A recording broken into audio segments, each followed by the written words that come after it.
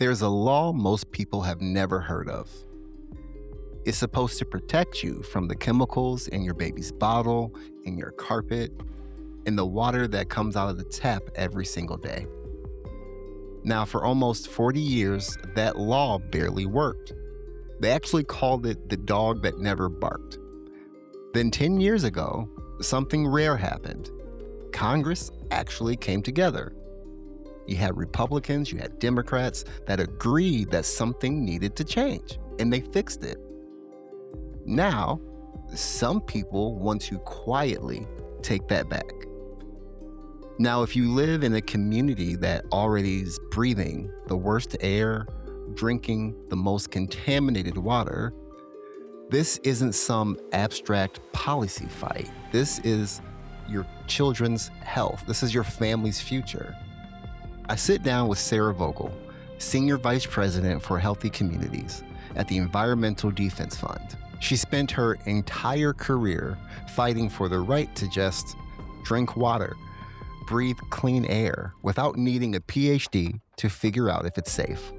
We're getting into what the law actually does, who's carrying the heaviest burden when it fails, and what you can actually do about it. This is the Healthy Project Podcast. Let's get into it. Hello, everybody. Thank you for listening to the Healthy Project Podcast. I'm your host, Corey Dion Lewis. And today I have Sarah Vogel with me. She is the Senior Vice President for Healthy Communities at the Environmental Defense Fund. And we are about to get into a conversation that I think is very valuable, and not only for those that are in public health spaces, but just people in general, anybody. We're talking about the chemicals in your everyday products, your home, your kid stuff, and the federal law that's supposed to protect you from them. It's been 10 years since the law got a major overhaul, and right now there are people trying to change it. Sarah has been in this fight for a very long time, and I'm glad she is here to walk us through it. So, Sarah, welcome to the Healthy Project Podcast. Thank you for having me, Corey. Yes. So you have a PhD from Columbia, degrees from Yale in public health and environmental management. Um, no stranger to this work, and been doing this for a very long time. What pulled you towards this work specifically? And was there a moment or experience that made it personal for you? Yeah, so I've been in it a long time. You're making me feel really old, but I am. It's been a long time, and it's kind of amazing that we're at a milestone now. But um, you know, really going back to when I was a kid, I was just drawn to nature. I That's where I found that was my happy place. I loved being outdoors. I loved trees. I loved hiking. I got to spend some of my childhood in the Front Range out in Colorado, and it was just magnificent. And so I had this affiliation or affinity to the natural world, and then there was this other part of me that was quite kind of political, if you will. And I think early on, when I would see the destruction of natural spaces, I would get very impassioned and tried to protect like a tree from being torn down in our neighborhood with the neighborhood kids when I was really little.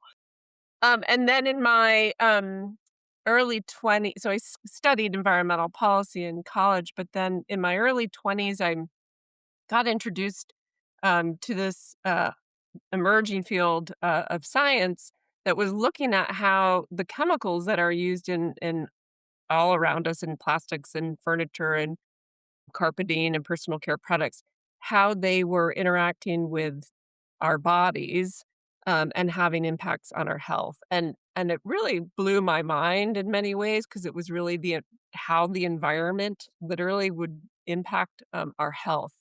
And I got just enthralled by that, and that's, where a lot of the work I did, with those degrees came around. But I was really interested, in this question of why? Why have we allowed that to happen? How is it these chemicals have come into our bodies and into our world? The important things that they've done, but how is it that we haven't fully tackled this issue of what they're doing to our health? And I ended up writing a whole book about it. where I looked at one chemical in particular that some people may have heard about before called bisphenol A or BPA. Hmm. And it was right when a lot of folks were very concerned that it was in the plastics used primarily in baby bottles. And it was what's called an endocrine disruptor. And so I talked about kind of how this chemical came to be and the battles over how it has changed our lives and literally our bodies. So that's the short version of my journey to this space. No, I love it. And you said something, is interesting about, all what it makes me think, and correct me if I'm wrong. There's only so much as a consumer that I know that goes into something, but you have, this team that is leading this pathway, these, attorneys and scientists and all these experts. Um, what does it on the back end? What does protecting health from toxic chemicals actually look like on a day to day? Like the things that me that just goes and grabs it from the store has no idea, like what it takes. Yeah. Yeah, no, there's a lot of work trying to change this problem, this system, and my organization and many others have been working for a long time on this. When it comes to, the Environmental Defense Fund or EDF where I'm at, I think we take a lot of pride in the fact that we are being public servants, right? We are working to protect these public goods, right? The water that you drink, the air that you breathe, the products you bring into your home, because we firmly believe that you as an individual have enough to worry about, that you shouldn't actually have to have a PhD or a degree in toxicology or be able to decipher all what this all means. You shouldn't have to do that in order to turn on the tap or go buy a product, right? And so a lot of the work that we do is focused on how do we solve this problem. One of the reasons I've stayed at EDF and I've loved working here is that we're committed to finding solutions, not just talking about the problem, but how do we build solutions. And when you kind of come at the issue that way, it means you have to bring a lot of different people together. It means you have to talk to, different people who may be far outside, your sort of domain of interest or whatever. So we Right. will often bring folks in the private sector together with community-based organizations, with different governments. Like, how do we all come together? Public health officials, nurses, doctors, how can we collectively build enough momentum to solve for some of these big problems? So, for example, years ago when I first came to EDF, we worked with the retailer Walmart, that really behind the scenes to help them develop what was a voluntary policy to address chemicals of concern in their supply chain. That's a huge retailer having enormous impact, and it really became an industry, standard. And then when it comes to the rules that the government will be issuing around different chemicals, and guidance, this is the stuff that's really behind the scenes, right? We and many others are evaluating those for their scientific integrity. Are they following the laws we intended? Are they protecting the public? And if they're not, we're commenting on that. And then if rules continue to move forward and we think it's a problem, we'll challenge them in the courts. That's been a big piece of using the legal system to make sure that our laws are working as intended, that we're bringing the best science. And then we do work. To ask scientific questions that we feel like aren't being addressed. So that's another, so again, working collaboratively with academics and community-based organizations to say, what are the questions that we actually want to ask? And really, a really important one is how do we understand not just we know we're not just exposed to one of these chemicals at a time or one air pollutant at a time. It's the whole real world exposure. So we've been pushing the science in that space. How do we understand what the real world risks are, particularly to communities that are bearing heavy burdens of pollution and toxic exposure. So it's a real mix. That's why, we have attorneys, we have scientists, we have advocates, and communication specialists all working together to and then bringing many different people in to this conversation to what we say is to find the ways that work to make it so that we can breathe the air and we can drink our water and byproducts without undermining our health. Yeah, you bring up water, and I don't wanna go off on a too much of a side rail here, but I am in Iowa, and the Iowa's water quality right now is a serious public health and environmental issue, and it's driven mostly by, like, the nitrates and the phosphorus and the runoff from agricultural, areas, and it is something where a lot of people are asking the questions like, "What is going on?" And, when you don't get the answers and you're like, well, we're still drinking this water, or like some people don't have access to test or buy the things to like have safe drinking water. It's it is nice to know that there may be people on the back end doing some heavy lifting to get those answers. And I think it's important that people who don't know, they're just frustrated to know like, hey, there are people trying to do something to make sure that the water you're drinking and bathing in and feeding your children, giving your children is safe. Yeah. Yeah, I mean, as you know, and you've said quite eloquently, like, when you lose the trust or confidence that the water you're drinking w it's very disturbing. We've found even just in surveys that that's something that people, um, really believe that there's a role for the government to play in making sure like, it's a right, you feel like you should have a right to be able to drink, clean water, and I think, um, some of the work that we've done, in the water space, often brings together, those water utilities who are, responsible for delivering clean water, and they've got upstream issues, whether it's the nitrates from the runoff or it's PFAS chemicals, which are these we can get into later, these forever chemicals that are contaminating a lot of drinking water. Um, you know, we've been working to how do you bring those folks all together to figure out, okay, what needs to be done? And it's really important that those who are impacted, people who are they need to be telling those stories because that's the other thing that we rely on a lot, and we can also come back to this, is we really rely on working with everyday folks who are saying, "This is a problem, this is coming up in my community, and I want my voice to be heard." That's what makes advocacy function in this country is that it still remains to be a fairly democratic process. Absolutely, absolutely. I thank you for acknowledging my little side my side rant. Yeah, Let's start. it's a serious problem. We could have a Yeah. whole 'nother conversation on that one because it is a Yeah, that's a big part problem. 2 and 3 maybe. That's Okay. that's a whole different conversation. Let's start from the ground up. The Toxic Substances Control Act. What is it, and why did it need reforming in the first place? Yeah, so the Toxic Substances Control Act, we can call it TSCA, even though it sort of sounds like an Italian restaurant, but but we call it TSCA. So we have to go back, do a little bit of history, which is that, it was originally passed in 1976, signed into law by Gerald Ford, and that was at the tail end really of really a decade of political momentum, around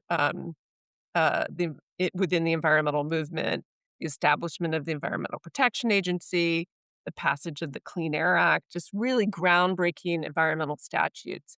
And it took that, it was long in the making because we had had over a decade of just severe pollution, right?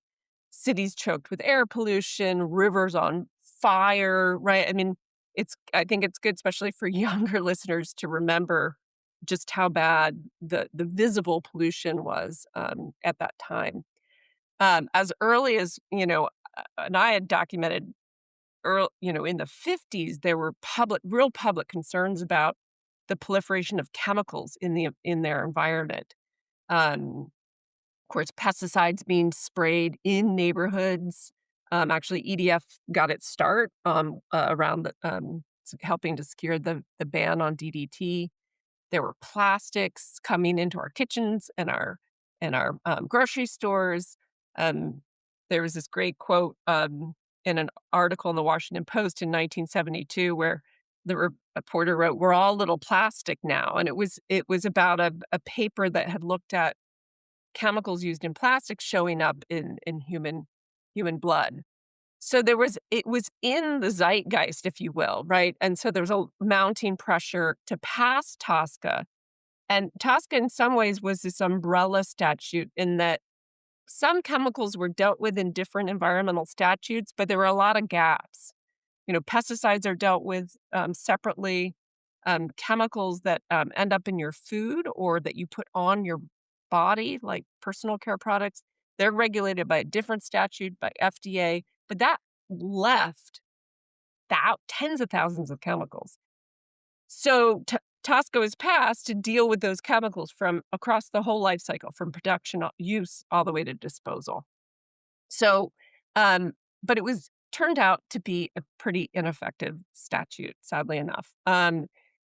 We at the time, for many years, called it the dog that never barked. It was a dead letter law. It really, and there were a number of problems with it. And I won't go through everything, but some really important pieces of the problem was that it created, first of all, it grandfathered in tens of thousands of chemicals, just presumed safe with very little evidence. So that's a problem. And then it put the burden on EPA to demonstrate that a chemical was harmful, but it didn't provide them with any information. So it created this like catch-22. It had a very high burden of proof and no ability to actually to demonstrate that. Just two other kind of important pieces was that cost was integrated into what that safety standard for a chemical would be. And that made it also really hard for the agency to take action, and this became evident when EPA attempted to ban asbestos, which was well known to cause serious lung disease, and there had been many efforts to get it out of different, uses. So they proposed a ban, or they finalized a ban in 1989, and the Circuit Court of Appeals in the Fifth Circuit struck it down in 1991 and said that they had not basically determined that they had found what was called the least burdensome um, approach to managing asbestos risk. So again, the bar was just way too high, and this putting cost into determining the safety standard, we saw as really inappropriate. And then for the hundreds of chemicals that come onto the market every year, there was like no, they weren't subject to really like any safety review. So you can think about how all these chemicals were coming onto the market. So it was very badly broken. Mm. And 10 years ago, Congress passed bipartisan reforms to this law. And that's rare. What made that moment possible and what did those reforms actually change for everyday people? Yeah, so the reforms were very long in the making. So, if you had this important court decision in 1991, by the late 90s, my organization, I wasn't there at the time, did an extensive kind of review of the law, pointing out all its flaws, and then began to outline areas of what was needed in reform. And at the same time, you had a growing number of groups at the state level and community groups beginning to take action. Okay, if the federal government is not going to be able to deal with some of these chemicals, we're going to start introducing restrictions and bans at the state level. And California, like in many things, was a big leader in this, but so was the state of Washington and New York. There were many more states getting on board. California passed a pretty extensive Safe Products Act. The EU, um, European Union, passed a really comprehensive new chemical law in 2006 called REACH. That became a model for other countries. So the international landscape was changing. And then you had consumer product companies and retailers like Walmart, including the work that I just mentioned, that, we really pushed them to urge them and work with them to create this policy that came out in 2013. A lot of companies were starting to set their own voluntary efforts to move high risk chemicals out of the supply chain. So there was a lot of activity going on, if you will, in the market. And if Mm. you're a chemical producer and you suddenly have all these different state requirements, you've got a different requirement for the EU market, maybe the South Korean market, it's getting not it's getting complicated. And so there were increasing interests for the chemical industry to come to the table on reforms, and that was notable because there had been bills to reform TSCA introduced as early as 2005.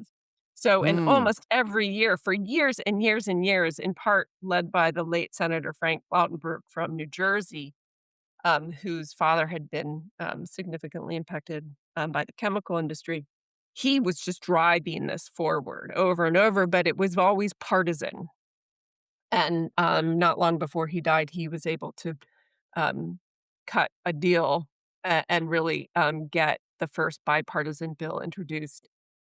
And then even after that, it was years and years of pushing and negotiating. But the law did pass with enormous bipartisan support, and it was signed into law by President Obama 10 years ago, just on June 22nd. But Wow. so today, it took a long time. And it's important to recognize that, well, first, that major legislation takes a while to pass, but we're also really concerned about the speed at which some folks in Congress are trying to make pretty significant changes to it without that same amount of dialogue and engagement about what changes might be needed to open up an entire statute is a really big deal. Oh, so it took it took a long time to even get to where we're at, and now Yeah, they're trying to change things fast or yeah, maybe not with a lot of thought, I guess, yeah, into it or a lot of pushback. yeah, yeah. And I'll say that the law in 2016 made, you know, like with anything, when you take that long and you're trying to get a law passed out of any Congress, but it was hard enough then to do something bipartisan 10 years ago. I mean, it's only gotten more partisan, but there were some significant improvements made to that law. So if you think about some of the points I made about how it was broken. The law in 2016, it mandated that EPA review what were called existing chemicals. So all those chemicals that were just presumed to be fine, now EPA had a mandate to review them and basically a pipeline to be reviewing these. And they had to determine that they don't pose an unreasonable risk to people and the environment. They can't consider cost in that evaluation. They consider cost when they're trying to determine. So if a chemical does present an unreasonable risk, then it goes on to another phase where, okay, how should we manage that risk? Then you can start to consider cost, but not when you're thinking about, is it safe? And the other important piece was that their EPA was told to take into account vulnerable individuals and communities when they determine that. That was really significant step as well. Um, it also created a mandate for EPA to review those new chemicals that are coming onto the market all the time as well. And so those were significant shifts, and the law has been working. I mean, it's clunky and it's hard, but there have been restrictions of dangerous substances, asbestos, methylene chloride, trichloroethylene, which is a nasty solvent. Um, uh, And then there's been restrictions on new chemicals that people, won't even hear about, that it's happening more quietly. And so, I think that's the frustrating part about seeing, a big push to try to, undermine some of the improvements that were so hard fought 10 years ago. Right, because you're seeing that it's saving lives, and to Yeah. see something kind of poke that and push that that's saving lives, I'm sure that is frustrating. Yeah, yeah. I mean, methylene chloride has killed people, a lot of people. So finally getting that ban was a really big deal, and trichloroethylene is a really nasty solvent, asbestos. And there's a whole suite of chemicals going Right, under review, dozens and dozens of them. And so, uh, yeah, we've seen over the past couple of years under this current administration an effort through the administration, through the EPA, to really weaken the rules that are coming out, in ways that we don't think follow the statute, so are unlawful and don't follow the science. And what we're seeing is that there's an effort to almost codify what's happening at EPA within the law, and that would have lasting damage far beyond, this administration. right, man, and so, I wanna touch on something you said earlier about, like, your work, your work is really centered on communities, and, what I would like to, kinda would love for you to go into is who is carrying kind of the heaviest burden when it comes to chemical exposure, and why is that? Yeah. Well, so there is ample evidence, thanks in large part to decades and decades of, work and leadership by, the environmental justice community, to document the disproportionate exposures and impacts of toxic emissions in Black and brown communities. So you've got, people of color nearly twice as likely to live near an industrial site. Um, More than half of people living within a couple miles of toxic waste sites are people of color. So you have the proliferation of industrial sites proposed and built near communities. Some of these same communities are often facing higher, exposure to air pollution, so they may be close to other, um, polluting facilities, highways, elevated highways, and that's not just like a random, occurrence. That once again, this has all been very well documented. That is the impact in large part, from redlining. So, redlining, of course, refers to this systematic denial of services like mortgages, insurance, loans to residents in certain areas because of their racial or ethnic makeup of the neighborhoods. Had nothing to do with financial risk, right? And the term comes from the federal government, actually created color-coded maps to assess neighborhood investment risk. And so that depreciated those property values. And, with cheap land come landfills, industrial sites, right? Highway construction, on top of, repressed access to political power to fight back. So you have decades of that. I think probably many people will have heard of the 80-mile stretch of land between New Orleans and Baton Rouge in Louisiana, that's home to, more than 150 petrochemical facilities and refineries just back to back within historic Black communities. Um, and the cancer risks in these communities are the highest in the country. Yeah, And it has been given, the name of Cancer Alley, and yep, just incredibly high cancer rates. Um, and then, you have smaller rural, and small communities across the country that are living near rail lines. I think, the derailment in East Palestine, Ohio, where you had vinyl chloride admitted, it heavily contaminated that community. And then you've got communities all over the country, that have reported high levels of PFAS in their chemical in their drinking water, other hazardous substances in the air. So then you know you have it concentrated in some communities, but then you actually have dense distribution as well, and particularly in communities where the it's cheaper to put these facilities. Um, the other uh, kind of community of folks that we're concerned about in terms of impact are workers, right? And so workers maybe using, you know, solvents, heavy duty cleaning materials, right? Paints, glues, adhesives. And some of those same workers then maybe going back and living in communities that are also highly polluted, right? So you're seeing that Right. Just constantly cumulative just impact, right? So or you're working in a nail salon and you're and then the other kind of group of people that we're also concerned about in their terms of their vulnerabilities are children's, infants, and pregnant women. And so in general, because you're more vulnerable when you're small and you're developing.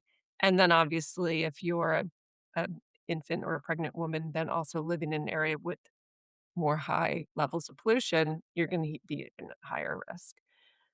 So it comes around to this fact of this isn't just you're exposed to one chemical and how do we assess the risk, which by the way is a sort of an outdated way of how we do it. But when you start thinking about how are people really exposed and who's more heavily impacted, and how do we then make ensure that those folks are protected when we're issuing a rule.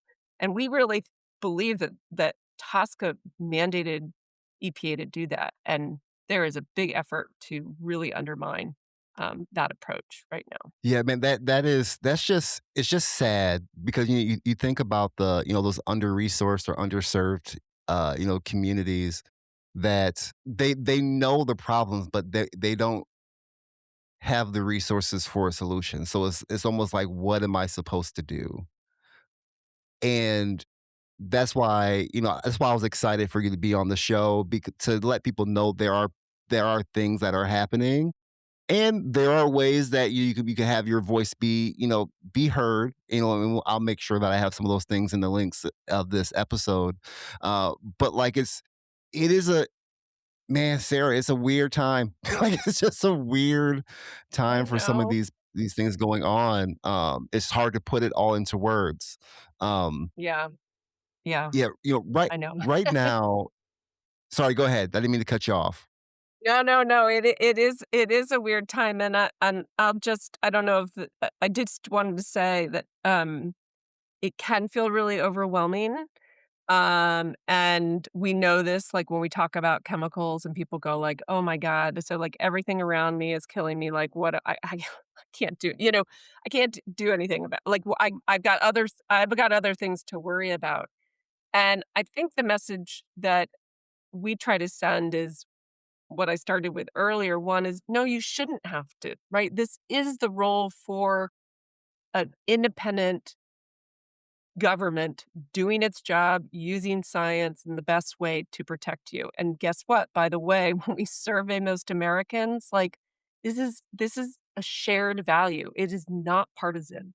People really want the government to be doing that, and they don't want to see big vested interests, corporate interests kind of running the show, which is what we have right now in a really big way. And I think then the other one point to make is that there are things you can do.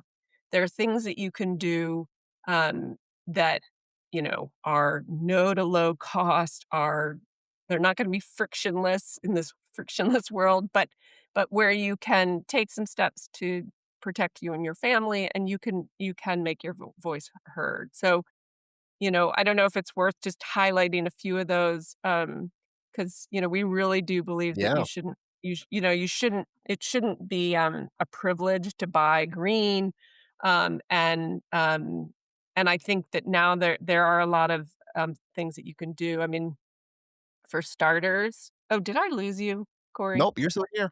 Okay, good, just making sure. Um There are a couple simple things. Coming down to some of the basics, checking your house for lead.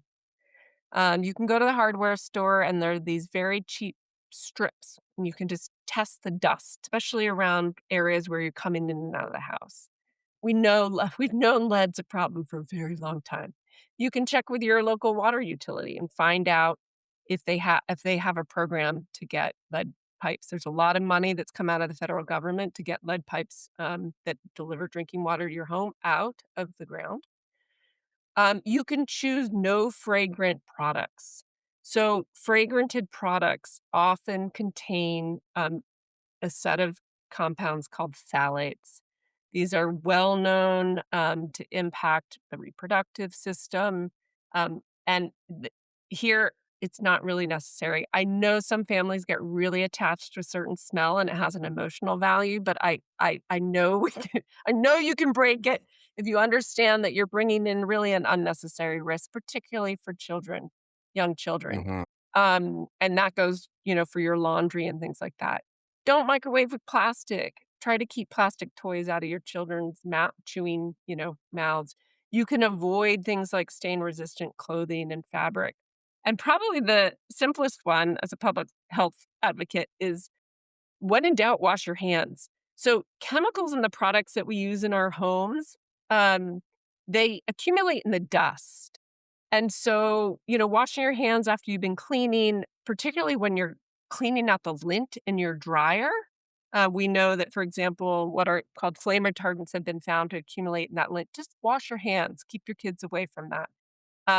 Those are just sort of simple things that have been shown to be able to actually lower your exposure to some of these chemicals that we're concerned about. And then just lastly, there are clean products out there that are totally cost comparative. There's a program that the EPA has had and is still doing called Safer Choice, where they've actually looked at the products in your it's for cleaning products. Um, and retailers like, all the main retailers have programs now, where they are um, looking at high risk chemicals in their supply chains, and some of them will have sort of, clean shops, part of their shops. Walmart has one, Target, many of the big retailers, and those, are the products getting better and they're being more cost comparative. So there are there's some few things I mean, I gave you a long list, but there are things that you can do to measurably lower your exposure. No, that's amazing. It's always good to know there are some things that are within your power that you can Exactly. control, and that can cause some really good have some really good benefits. Um, right now, Congress is looking at possible changes to TSCA, and advocates are raising alarms. Walk us through what's actually being proposed and what would it mean if those protections get weakened. Yeah. So there's been a lot of activity here. Here in Washington. There are no formal bills yet introduced, so I'm not going to give you like a name of a bill, and that's why. But there are a lot of what are kind of called draft proposals. That means there's actual text circulating around, and so I'm going to just touch on some Mhm. themes of problems that we see. And it's a little déjà vu if we go back to, Mm. broken Tosca. The first, that one is this setting a really impossible to meet standard for EPA to take action, just raising that standard really high. And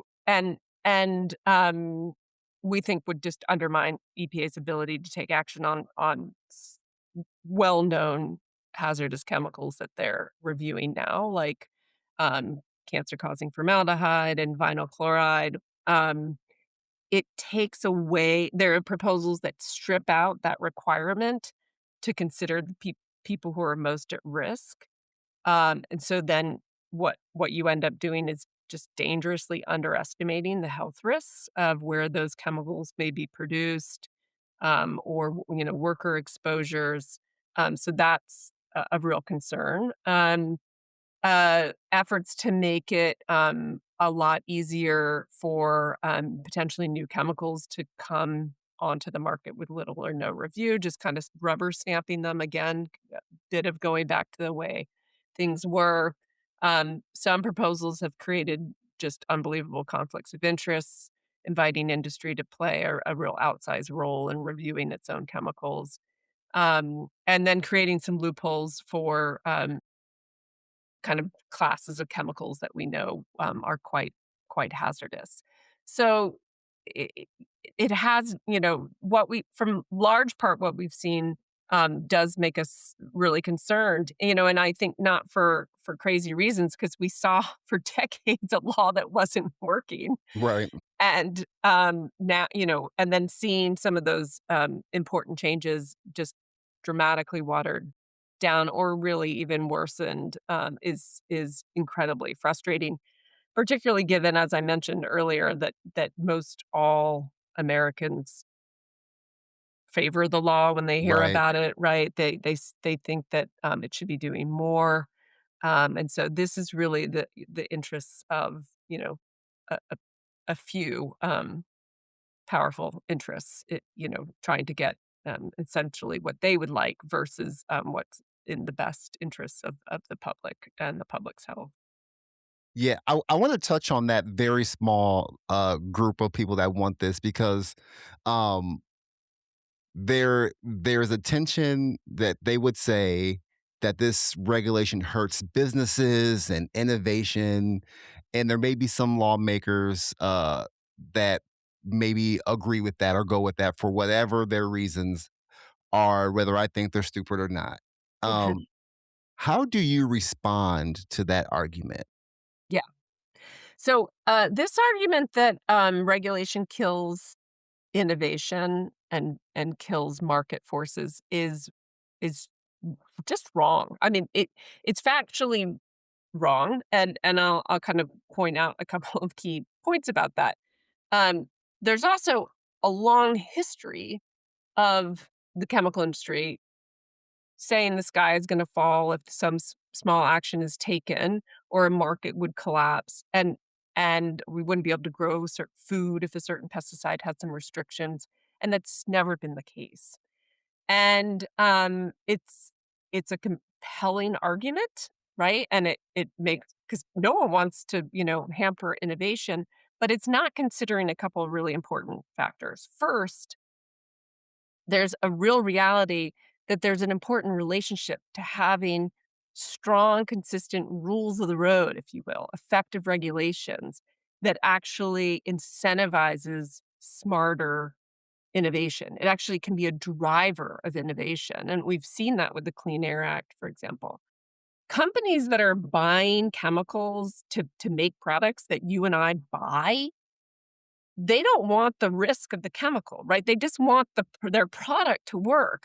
So and they don't want the liability that comes with that, which has been a big issue with, lots of chemicals, lead and these PFAS compounds that are showing up everywhere. And there's a well-documented history, that some in the chemical industry have deliberately hid or distorted evidence of harm of chemicals for decades. So there's an agreement among many inside the private sector, broadly defined, not just the producers of chemicals, that actually want independent, rigorous, robust evidence to be kind of setting the rules of the road, right? Because you don't want that risk on your books, right? So for the best interests of sort of like collective society, having these rules that are driving innovation, giving people the flexibility to get there on their own, but you need a standard. Otherwise, it's just mayhem, right? It's just chaos. And so like innovation at innovation so that we can have a bunch more persistent toxic chemicals that the drinking water utilities have to clean up. That's what we've had with PFAS, for example. Just getting approved onto the market, and guess farmers now have liability and consumer product companies and drinking water companies. That's not good innovation, right? There's innovation and then there's like innovation that's Right. going to lift people and health. And then the second really important factor is that um you have to consider there are real benefits when we innovate more safely because there are real health impacts to putting toxic chemicals out into the world. Um, again, lead is just this long historic case where the EPA issued a rule not long ago designed to really pull these lead pipes out of our drinking water system. And they estimated and they looked at all the different health impacts of lead. And they estimated that the investment made to pull those lead pipes out was going to be a ratio of 35 to 1, and it would bring anywhere from like 17 to $34 billion annually in Wow. healthcare benefits. So the part we have to think about when we're thinking about innovation is when you do it badly, you're putting enormous cost onto society. It's just not the cost that's sitting on, the chemical producers' books. It's on everybody else's. And so, yes, we want innovation, but we want it done in a way that's gonna, bring real benefit over long periods of time. It's not gonna, push the risk onto society or onto, you know, individuals or other companies, right? You have to consider the whole factor of what does it mean to have innovation and protect our public's health, which is what TSCA is meant to do. It's meant to do both. That's amazing. Sarah, thank you so much. I'm gonna let you drop the mic right there. That was great.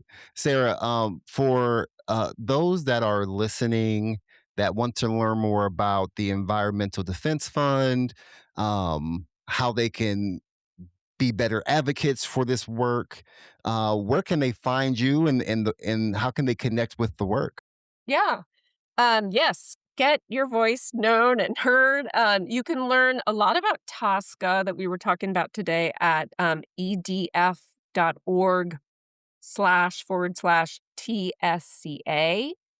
We also have a map of the United States where you can look to see where you live and your proximity to manufacturing of chemicals regulated under this law, and that, you can just put in chemicalactionmap.edf.org, and you put in your zip code and scroll in, and there's a area where you can take action, and let your representatives know that you want them to take action on toxic chemicals. Awesome. Again, Sarah, thank you so much for being on the show with me today. I would love to have you back for a part two about water at some point because that Yeah. is a huge thing for us here in the state of Iowa. And there are a lot of people in communities that have no idea what's going on. They just know the water is bad, but they don't know why. Mhm. Yeah. So that is something that we're currently working with. But again, thank you so much for being with me today. And everybody, thank you for listening to the Healthy Project podcast. Everything that Sarah talked about today, I will make sure I have those links in the description of this episode to make it easy for you to get to, so you don't have to try to figure it out through just trying to rewind and listen. Make it a lot easier for you. Again, thank you so much for joining us on the Healthy Project podcast. I'll let you next time.